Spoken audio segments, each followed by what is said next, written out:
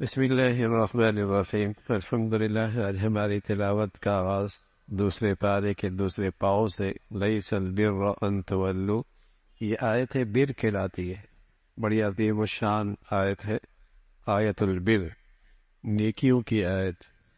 ابتدا میں نیکیوں کے بنیادی اصول بتائے اور جس میں یہ پیغام دیا گیا کہ اسلام چند مذہبی رسوم کا نام نہیں کہ بچے کی پیدائش پہ یا اس کے مرنے پہ کچھ رسوم ادا کر دیے جائیں، یا صرف چند ایسی عبادات کا نام نہیں جو کسی عبادت گاہ میں یا کسی خانقاہ میں ادا کیے جائیں۔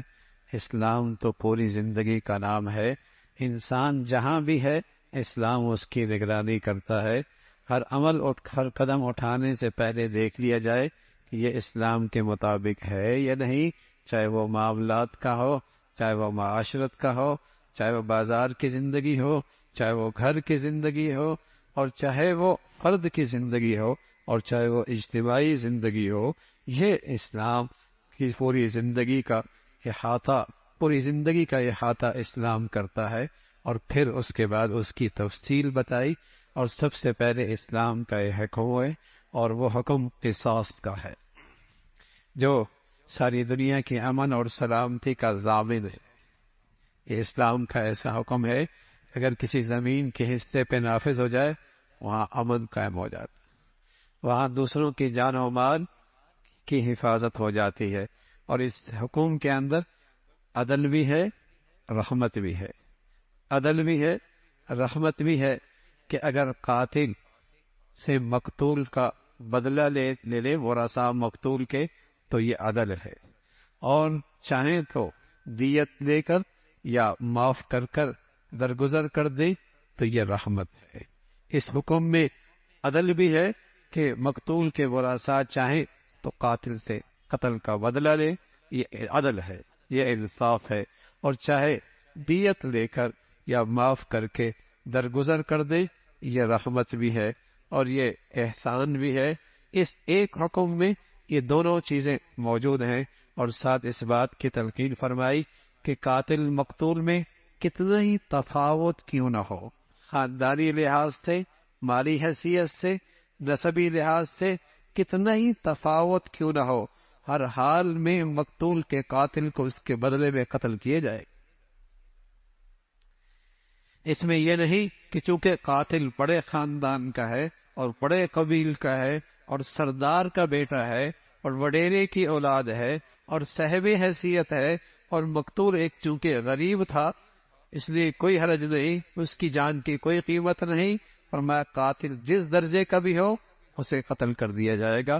یہ عدل ہے، اور یہ اس لیے ہے اگر قاتل کو اس بات کا یقین ہو جائے کہ اس جرم کی سزا میں بھی قتل کیا جاؤں گا تو وہ اپنی شدت غضب میں بھی جرم کرنے سے رک جائے گا، باز آ جائے گا۔ اور یہ زندگی ہے، اور یہ اسلام کا حکم زمین پر امن کا ضامن ہے، اور اس سے لوگوں کی جان و مال کی حفاظت ہے۔ لیکن بدقسمتی ہے، کفار کو تو چھوڑیے، آج مسلمانوں کے ہاں بھی اس کی فکر نہیں کہ اللہ نے اتنا بڑا شاندار زندگی کا اجتماعی امن کا نظام دیا ہے، لیکن مسلمان بھی آج اس حکم کے نفاذ میں گھبراتے بھی ہیں، پریشان بھی ہوتے ہیں اور بے فکر بھی رہ رہے ہیں۔ لیکن اس لیے تو آج دنیا میں امن اٹھ چکا ہے، اور امن اور سکون ختم ہو چلا ہے، اور ساتھ ساتھ آگے دوسرا حکم فرمایا کہ کسی کا موت کا وقت قریب ہو تو اس پہ لازم ہے وصیت کرے، اپنے مال کے بارے میں وصیت کرے۔ وراثت سے پہلے یہ وصیت کرنا فرض تھا، وراثت سے پہلے، لیکن جب وراثت کے تفصیلی احکامات آ گئے اب یہ وصیت کرنا مستحب ہو گیا۔ البتہ اگر اس پر کسی کا ذمہ داری ہے، کوئی قرض ہے اور کسی کو کچھ لین دین ہے، پھر اس کے لیے وصیت کرنا ضروری ہے۔ البتہ اپنے تہائی مال کے اندر اللہ کے راستے میں یا غرباء کے اندر یا رشتہ داروں میں جو وراثت کے مستحق نہیں ہیں ان کے متعلق اب بھی اسے حق حاصل ہے کہ وصیت کر سکتا ہے۔ اور پھر اگلا حکم فرمایا روزہ یہ ایک ایسا نسخہ ہے اور یہ ایسا کورس ہے تربیت کا، اگر اس کو صحیح آداب کے ساتھ بجا لایا جائے تو آدمی کے دل میں تقوی کا چراغ روشن ہو جاتا ہے، اور تقوی کی شمع روشن ہو جاتی ہے، اور اس کا باطن زندہ ہو جاتا ہے، اور اس کے اندر ایک زندگی پیدا ہو جاتی ہے۔ یہ تقوی کی اس روزے کی بدولت یہ تقوی کا نور ملتا ہے، اس کا تذکرہ فرمایا۔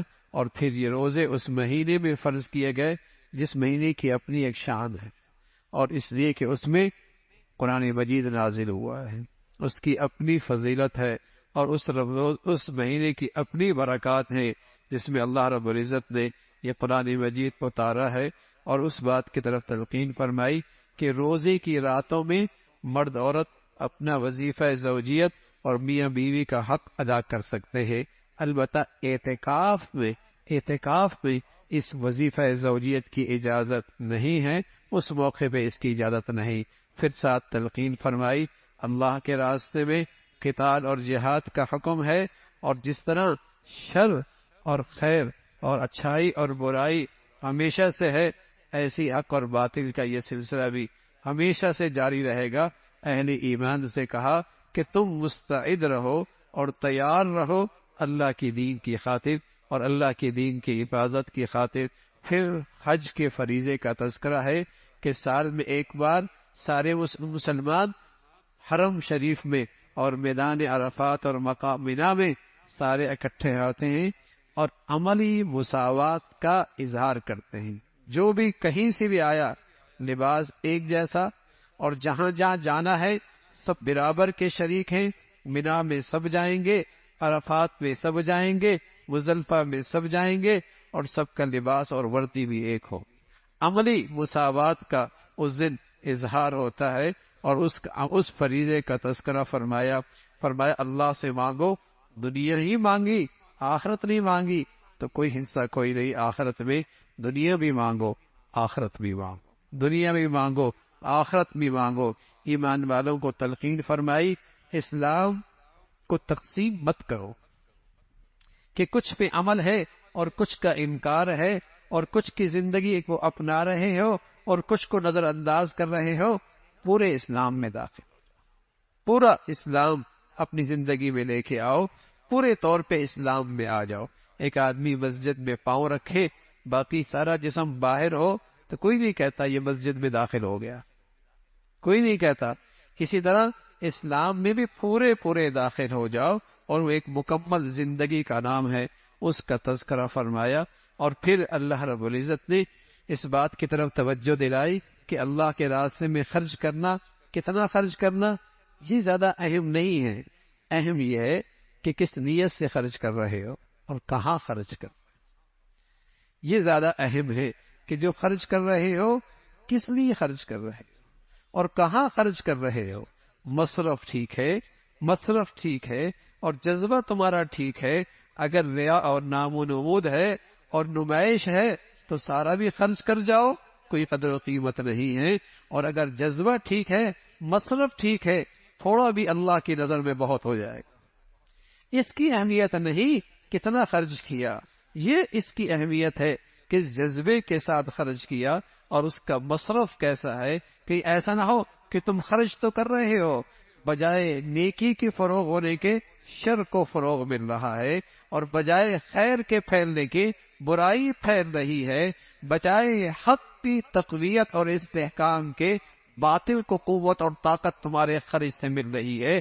بہتر تھا اس سے کہ تم نہ خرچ کرتے، بہتر تھا اس سے کہ تم نہ خرچ کرتے، اس کی تلقین فرمائی۔ اور پھر معاشرے کی بنیاد خاندان ہوتا ہے، اور خاندان کی ابتدا ازواجی رشتے سے ہوتی ہے، تو توجہ دلائی کہ ازواجی رشتے میں دین اور اخلاق کو دیکھا کرو۔ مشرک کے ساتھ ایک مسلمان عورت کی شادی نہیں ہو سکتی، اور ایک مسلمان کی مشرک عورت کے ساتھ شادی نہیں ہو سکتی۔ ازواجی رشتے کی بنیاد اخلاق ہے، دین ہے، چاہے وہ کتنی تمہیں بھلے لگے اور ہماری حیثیت سے کتنے ہی اسے کہیں کہ صاحب حیثیت ہی کیوں نہ ہو، لیکن رشتے کی بنیاد اور ازواجی تعلق کی بنیاد جس سے پھر کنبہ بنے گا اور جس سے پھر خاندان بنے گا اور جس سے پھر معاشرہ بنے گا، یہ اس کی پہلی اکائی ہے۔ اور اس پہلی اکائی کی بنیاد اٹھاؤ اخلاق اور دین، اخلاق اور دین پر۔ زندگی کے اس سفر میں ساتھی ایسا مل جائے جو نیک اور خوف خدا رکھتا ہو تو یہ زندگی کا سفر بڑا آسان ہو جاتا۔ زندگی کے سفر میں اگر ساتھی ایسا مل جائے جو نیک اور خوف خدا رکھتا ہو تو زندگی کا سفر بڑا آسان ہو جاتا ہے، زندگی کا سفر بڑا آسان ہو جاتا ہے۔ حسن بصری رحمت اللہ علیہ کی خدمت میں ایک شخص آئے، کہ بیٹیاں جوان ہیں، بڑے بڑے شہزادوں کے رشتے آ رہے ہیں اور بڑے بڑے صاحب حیثیتوں کے نکاح رشتے آ رہے ہیں، سمجھ نہیں آ رہی بیٹی کہاں دو۔ اب فرمان لگے جو اللہ سے ڈرتا ہے بیٹی وہاں دو۔ اگر مزاج مل گیا بہت اچھے طریقے سے رکھے گا، اگر مزاج نہ بھی ملا تو زیادتی اور ظلم تو نہیں کرے گا، زیادتی اور ناانصافی تو نہیں کرے گا۔ تو ازواجی زندگی کے اس سفر میں نیکی دیکھو، خوف خدا دیکھو۔ اگر سفر کا ساتھی ایسا مل جائے تو زندگی کا سفر آسان ہو جاتا ہے۔ اور پھر توجہ دلائی، عورت کے مخصوص ایام ہوتے ہیں حیض کے، اس میں ازواجی تعلق سے احتیاط کرو، اس لیے کہ ایسے جراثیم ہوتے ہیں جس سے دونوں کی صحت کے لیے خطرہ ہے، جس سے دونوں کی صحت کا خطرہ ہے۔ اگر کوئی مرد یہ قسم کھا لے کہ میں اپنی بیوی کے پاس 4 مہینے تک نہیں آؤں گا اور وہ نہیں آیا تو خود بخود ایک طلاق ہو جائے گی، خود بخود ایک طلاق ہو جائے گی۔ لیکن اگر درمیان میں آ گیا تو قسم ٹوٹ گئی، کفارہ دے دے اور میاں بیوی کا تعلق باقی رہے گا۔ پھر فرمایا طلاق بری چیز ہے، حرام ہے، اچھی چیز نہیں ہے، شریعت اسے پسند نہیں کرتی، لیکن باوجہ مجبوری کہ ایک دوسرے کی زندگی ایک دوسرے کے لیے مصیبت بنی ہوئی ہے تو شریعت نے اس کی اجازت دی ہے، لیکن ساتھ ساتھ اس کی اصلاح بھی فرمائی کہ ایسا نہیں کہ عورت کو پریشان کرنا مقصود ہو۔ طلاق 3 تک ہے، اگر 2 دے دی رجوع کر سکتے ہو، تیسری دے دی واپسی کی اب کوئی صورت نہیں ہے، لوٹنے کی اب واپسی کی کوئی صورت نہیں ہے۔ اور جب طلاق دے دی اب جو مہر دیا ہے وہ واپس نہ لو، ہاں خلا کر لیا، جب خلا کر لیا تو پھر مہر واپس لیا جا سکتا ہے، پھر مہر واپس لیا جاتا ہے۔ لیکن میاں بیوی کی اس جدائی اور تعلق میں اسلام نے بچوں کے حقوق کا تحفظ کیا ہے، بچوں کے حقوق کا تحفظ کیا ہے، اور یہ دین اسلام ہی ہے جس میں انسانیت کے ہر فرد کے حقوق کا تحفظ موجود ہے، ورنہ دنیا میں حقوق کے تحفظ کا صرف ڈھنڈورا ہے، ورنہ بوڑھے ماں باپ اوڑھے جوب میں پڑے ہیں۔ کتوں کے حقوق ہیں، انسانیت کے حقوق کوئی نہیں۔ انسانیت کو جو حقوق اور تحفظ ملا ہے وہ اسلام کے دامن سے ملا ہے۔ بچے معصوم ہیں، آج دنیا ریسرچ کرتی ہے کہ بچے کے لیے سب سے بڑھیا غذا ماں کا دودھ ہے، ماں کا دودھ ہے، لیکن شریعت نے صدیوں پہلے بتایا کہ میاں بیوی کی جدا ہوئی لیکن اس کی سزا بچے کو نہیں ملنی چاہیے، ماں دودھ پلائے گی، خرچہ باپ برداشت کرے گا، جدائی ہو گئی، طلاق ہو گئی، پرورش ماں کرے گی، دودھ بچے کو ماں پلائے گی، ذمہ داری اخراجات کی باپ اٹھائے گا، باپ کی ذمہ داری ہوگی اخراجات اٹھانے کی، اس کی طرف توجہ دلائی۔ اگر شوہر کا انتقال ہو جائے یا بیوی کو اس نے طلاق دے دی تو پھر اس کی عدت ہے، پھر اس کی عدت ہے۔ اگر طلاق دے دی 3 ماہواریاں ہیں، اگر شوہر کا انتقال ہو گیا پھر عدت 4 مہینے 10 دن ہے، اور اس عدت کے دوران اس کو نکاح کا پیغام نہیں دینا چاہیے، اسے نکاح کا پیغام نہیں دینا چاہیے۔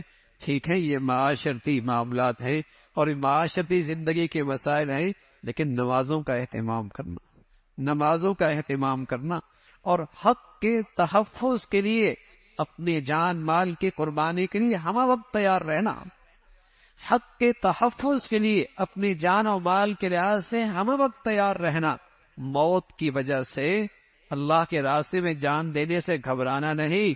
ایک قوم کا تذکرہ فرمایا، طاعون کی بیماری آ گئی، سب بھاگ کھڑی ہوئی ہے، اس خیال سے کہ زندگی بچ جائے گی، لیکن تدبیر تقدیر کو نہیں ٹال سکتی، تدبیر تقدیر کو نہیں ٹال سکتی، جہاں گئے وہی موت طاری ہو، پھر حضرت طالوت کا تذکرہ فرمایا، لشکر چھوٹا سا ہے لیکن ایمان کی حقیقت میسر، ایمان کی طاقت موجود ہے، اور ایمانی صفات کے ساتھ اللہ کے دشمن سے مٹھ بھیڑ ہوتی ہے، وہ چھوٹی سی جماعت بڑی جماعت پہ غالب آ جاتی ہے، اس کا تذکرہ فرمایا۔ اور پھر تیسری پارے کے آغاز میں اللہ نے انبیاء علیہ الصلوۃ والسلام اور اپنے پیغمبروں کو ایک دوسرے پہ ہر ایک کو اپنی اپنی الگ شان عطا فرمائی ہے، اور ایمان والے سب پر ایمان رکھتے ہیں۔ پھر قرآن مجید کی ایک عظیم الشان آیت جسے آیت کرسی، آیت الکرسی کہتے ہیں، جس میں اللہ کا نام 17 بار آیا ہے۔ ایک آیت میں 17 بار، کہیں واضح، کہیں جسے کہیں کہ ضمائر کی شکل میں اور اشاروں کے انداز میں، اس کی بڑی فضیلت آئی ہے۔ پھر فرمایا دین اسلام میں جبر نہیں ہے، کسی کے گردن پہ تلوار رکھ کر مجبور کر کے اسے اسلام میں داخل نہیں کیا جا سکتا، کسی کو زبردستی اسلام میں نہیں داخل کیا جا سکتا، لیکن ہاں بھائی اسلام قبول کر لیا، اب حد بھی ہے، شراب پہ کوڑے بھی ہے، زانی کے لیے کوڑے بھی ہیں، ہاں پھر ہے جیسے آپ کو زبردستی فوج میں داخل نہیں کیا جا سکتا، لیکن فوج کے قوانین کی خلاف ورزی کی پھر کورٹ مارشل ہوتا ہے، پھر کورٹ مارشل ہوتا ہے، زبردستی لایا نہیں جاتا، لیکن جب چلے گئے اپنی مرضی سے پھر قوانین کی خلاف ورزی کی کورٹ مارشل ہوگا، پھر سزا ہوگی۔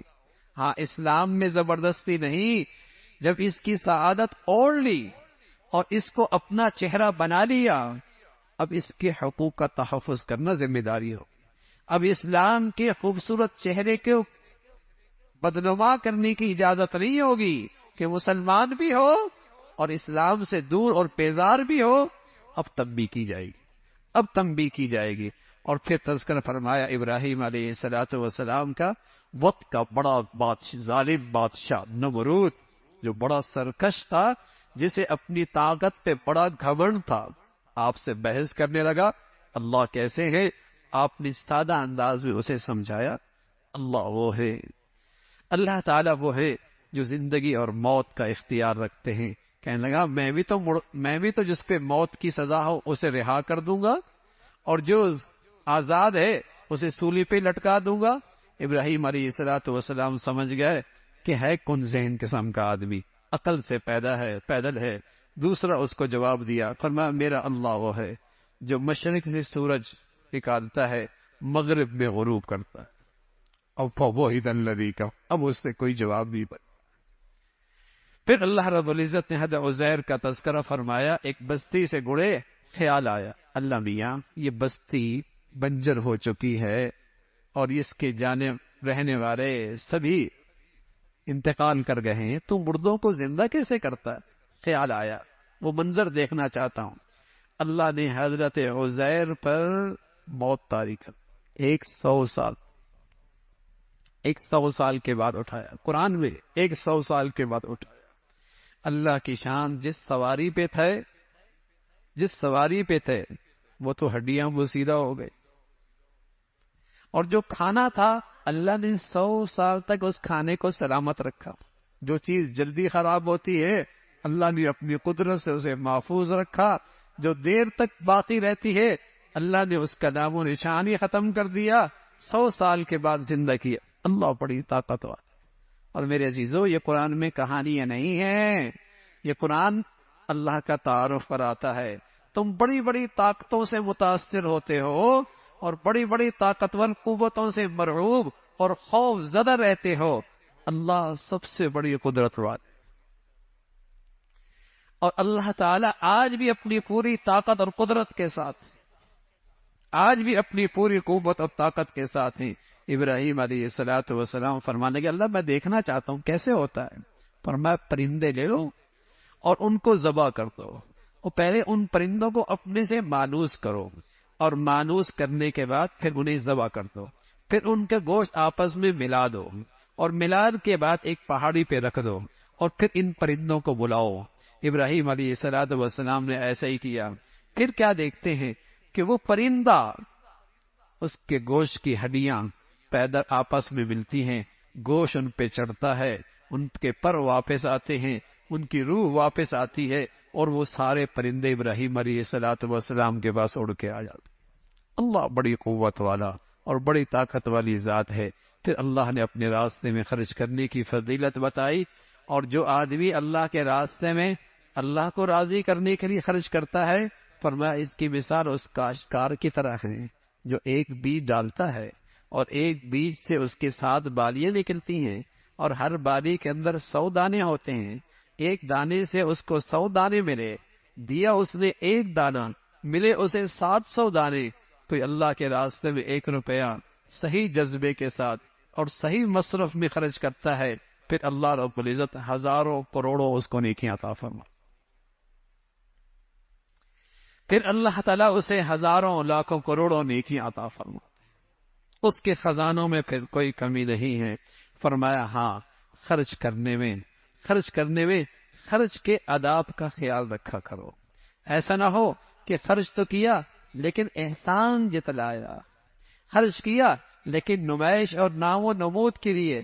اس کی مثال تو اس کاشتکار کی طرح ہے جس نے چٹان پہ تھوڑی سی مٹی دیکھ کر بیج ڈال دیا، ذرا سی بارش ہوئی، مٹی بھی گئی، بیج بھی گیا۔ چٹان پر تھوڑی سی مٹی دیکھ کر بیج ڈال دیا، بارش آئی، مٹی بھی گئی، بیج بھی ضائع ہو گیا۔ ریاکار کی مثال ایسی ہے، نیکی کر کے جتلانے والے کی مثال ایسی ہے۔ فرمایا خرچ کرو، چھپ کے کرو، علل اعلان کرو، دونوں اللہ کے ہاں قابل قبول ہیں۔ پھر اللہ کے راستے میں جو دین کی خدمت اور حفاظت میں لگی ہوئی ہیں، ان پہ خرچ کرنے کی فضیلت بتائی۔ فرمایا وہ لوگ جو لپٹ لپٹ کے لوگوں سے بھیک نہیں مانگتے، وہ ہیں بڑے عفیف، بڑے خوددار، لیکن ہیں غریب، اور ان کی زندگیاں اللہ کے دین کی خدمت اور اس کے علم کے سیکھنے میں لگی ہوئی ہیں۔ یہ تمہارے مالوں کے زیادہ مستحق ہیں۔ پھر سود خوروں کی مذمت فرمائی۔ فرمایا سود خور کل قبروں سے ایسا اٹھے گا جیسے کسی پر شیطان یا جن مسلط ہو جائے تو مجنون سا ہو جاتا ہے، ایسا ہی سود خور قبروں سے اس انداز میں اٹھے گا۔ سود خور کے لیے قرآن نے وہ وعید بتائی جو کسی بڑے سے بڑے گناہ پر بھی ایسی وعید اور ایسے عذاب کی تذکرہ نہیں فرمایا۔ فرمایا سود خور اپنی سود خوری سے باز آ جائے، اگر نہ باز آیا تو پھر اس سے اللہ اور اللہ کے رسول کی طرف سے اعلان جنگ۔ اور بھائی کوئی بندہ اللہ سے اعلان جنگ کرے تو بتائیے ہار کس کی ہو؟ مقابلہ کرے تو شکست کون کرے، کس کی ہوگی؟ کون رسوا اور ذلیل ہوگا؟ سود خور کے لیے یہ اللہ کی طرف سے سخت وعید اور تنبیہ ہے۔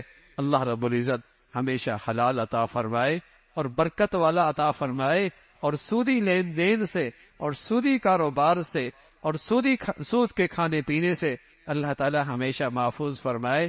پھر معاملات کے سلسلے میں قرآن کی سب سے بڑی آیت، معاملات کے سلسلے میں آج کا مسلمان عبادت کا دیندار تو ہے اور عبادت کا مسلمان تو ہے، لیکن معاملات اور معاشرت کا مسلمان ڈھونڈنے سے نہیں ملتا۔ آج کا مسلمان عبادت کا مسلمان تو ہے، لیکن معاملات اور معاشرت کا مسلمان ڈھونڈنے سے نہیں ملتا کہ وہ معاملات میں بھی مسلمان نظر آئے نا بھائی، وہ اپنے اٹھنے بیٹھنے رمی خوشی کے اندر بھی تو مسلمان نظر آئے۔ ہندو اور کافر، ہندو اور مسلمان کی معاشرت میں فرق ہونا چاہیے نا، عیسائی اور مسلمان کی معاشرت میں فرق ہونا چاہیے نا، غیر مسلم اور مسلمان کی معاملات میں فرق ہونا چاہیے نا۔ معاملات کا مسلمان، اور قرآن کی سب سے بڑی آیت معاملات کے متعلق اس کی اہمیت بتائی ہے کہ معاملات اسلام میں کتنے اہم ہیں۔ اگر تمہارا لین دین ہو اور کسی وقت کے لیے ہو، ادھار ہو، دستاویز لکھ لو، کسی کو گواہ بنا لو، اور اگر سفر میں ہو دستاویز نہیں لکھ سکتے، وقت مقرر کر لو، نہیں لکھ سکتے سفر کی وجہ سے، کوئی چیز رہن رکھوا دو۔ ہاں اگر معاملہ ادھار کا نہیں ہے، نقد ہے، پھر لکھنے کی ضرورت نہیں، اس طرف توجہ دلائی۔ اور پھر اللہ سے کیسے مانگنا ہے اور کس انداز سے اللہ سے مانگنا ہے اور کیا کچھ مانگنا ہے، اس سورت کے آخر میں ان دعاؤں کا تذکرہ فرمایا۔ پھر سورہ عمران ہے، اور یہ آل عمران کا خاندان کا اس صورت میں تذکرہ ہے۔ اسی نسبت سے اس صورت کا نام آل عمران ہے۔ وہ نجران کے عیسائی حضور علیہ الصلوۃ والسلام کی خدمت میں آئے اور عیسیٰ علیہ الصلوۃ والسلام کے الہ ہونے کا، اسے کہیں کہ اس کا اظہار کرنے لگے اور اس پر اصرار کرنے لگے۔ آپ علیہ الصلوۃ والسلام سے بحث کرنے لگے، ان چیزوں کو انہوں نے حجت بنایا جو قرآن میں متشابہات ہیں، جس کا مفہوم اللہ ہی جانتا ہے۔ قرآن میں کچھ آیتیں محکم ہیں جن کا مفہوم بالکل واضح ہے، اور احکامات کی بنیاد بھی وہی آیتیں ہیں، لیکن جن کے مزاجوں میں فتنہ ہوتا ہے وہ متشابہات بنا کر گمراہی کو پھیلاتے ہیں۔ اس کا تذکرہ فرمایا بہت ساری دنیا کی نعمتیں جو اللہ نے دے رکھی ہیں، لیکن لوگوں کے دلوں میں وہ ایسی رچ بس گئی کہ ان نعمتوں نے اسے اللہ سے غافل کر رکھا ہے، حالانکہ اللہ کے پاس جو ہے وہ اس دنیا سے بہت بہتر ہے، اور اللہ کی رضا سب سے بڑی دولت ہے، اور وہ اللہ کے نیک بندوں کے لیے ہے جو اللہ سے فریادیں کرتے ہیں، معافی مانگتے ہیں، اور خاص طور پہ سحری کے وقت اللہ تعالیٰ کے سامنے توبہ اور استغفار کرتے ہیں۔ اللہ رب العزت کو جو دین پسند ہے وہ دین اسلام پسند ہے۔ جو بھی اسے اختیار کرے گا اللہ رب العزت اسے دنیا آخرت کی فلاح عطا فرمائیں گے۔ اے پیغمبر، آپ کا کام ہے اللہ کے پیغام کو صحیح طور پہ پہنچا دینا۔ اللہ رب العزت اپنے بندوں پہ خوب نظر رکھتے ہیں اور خوب واقف ہیں۔ اللہ عمل کی توفیق نصیب فرمائے۔